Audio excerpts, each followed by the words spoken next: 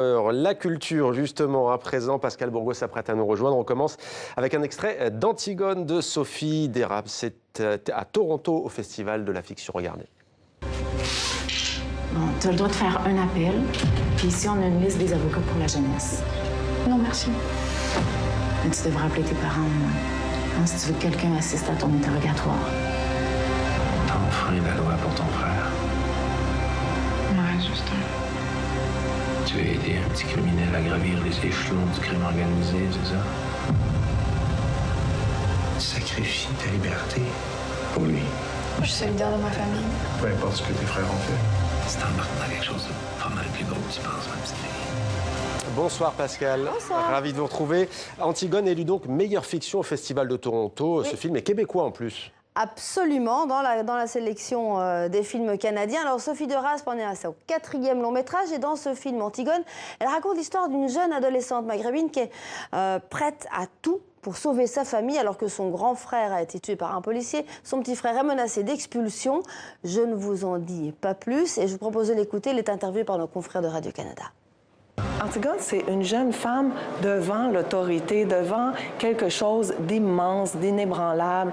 Et l'autorité, dans le film, ça s'exprime par la police, le système judiciaire, le système carcéral, la figure patriarcale, la figure du père. Puis elle, toute petite, qui n'a ni argent, ni armée, ni titre, elle n'a rien de ce qu'on considère comme étant le pouvoir, eh bien, elle a sa force intérieure, son intégrité, puis elle arrive à rester droite et de maintenir ses valeurs devant ce mur, cette immensité devant elle. On poursuit Pascal avec ce même Festival de Toronto. Meilleur documentaire décerné à Feras Fayyad. Il est syrien pour son film The Cave. Oui, alors Feras Fayyad nous emmène dans un hôpital souterrain. Nous sommes à la Ghouta orientale, cette banlieue de Damas qui a été bombardée de manière discontinue entre 2012 et 2018 par le régime syrien. La vie en surface est devenue un enfer et une équipe de femmes reprend la main, organise cet hôpital, 130 médecins et à la tête le docteur Amani, qui est une jeune pédiatre de 30 ans. Je vous propose d'écouter le réalisateur qui répond à des questions de son public à Toronto après sa projection. Écoutez. C'était un endroit où on pouvait respirer, survivre. C'était pas seulement un hôpital, c'est un refuge, un pays, un foyer. Même pour moi, quand je m'y cachais, parfois c'était dangereux parce qu'il y avait des attaques directes contre l'hôpital. Mais c'était quand même l'endroit le plus sûr de la ville.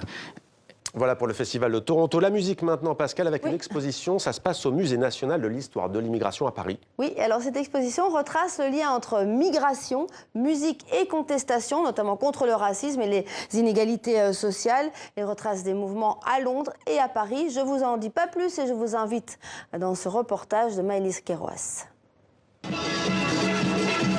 Des Caribéens déguisés qui défilent en musique dans le quartier de Notting Hill. Dans les années 50, à Londres, c'est du jamais vu. C'est un carnaval qui a une très longue histoire et très intéressante, qui a commencé à la fin des années 50, quand il y avait des émeutes racistes dans le cœur de la ville de Londres, où s'étaient installés de nombreux Caribéens, en particulier dans les années 50.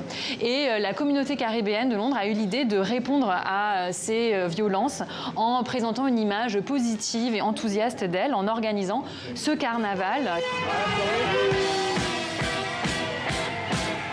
La manifestation est très surveillée par la police. Les arrestations sont nombreuses. Cette photo de Don Letts, producteur des Clash, issu lui aussi de l'immigration caribéenne, va faire le tour du monde.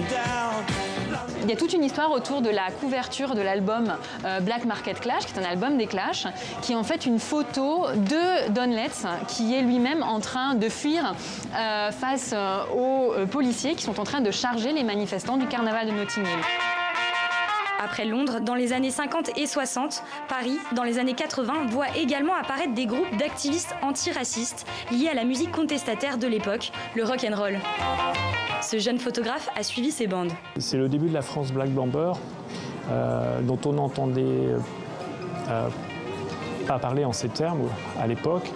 Ces termes-là sont apparus au grand public et se sont dévoilés à travers une autre France Black Blamber, qui est celle de la Coupe du Monde de 98. En général, il y a toujours des points de ralliement. Il y avait par exemple le métro République, il y avait aussi le Châtelet, il y avait aussi les grands boulevards. En fait, les grands boulevards, c'était sur les grands boulevards des soirées qui étaient organisées où tout le monde se retrouvait pour des soirées à thème, avec évidemment du rock et parfois de la baston aussi. Voilà. Après le reggae et le rock, le rap né dans les banlieues prend la relève de cette contre-culture liée aux contestations des années 90. C'était Demandez le programme. Merci Pascal pour cette chronique culture.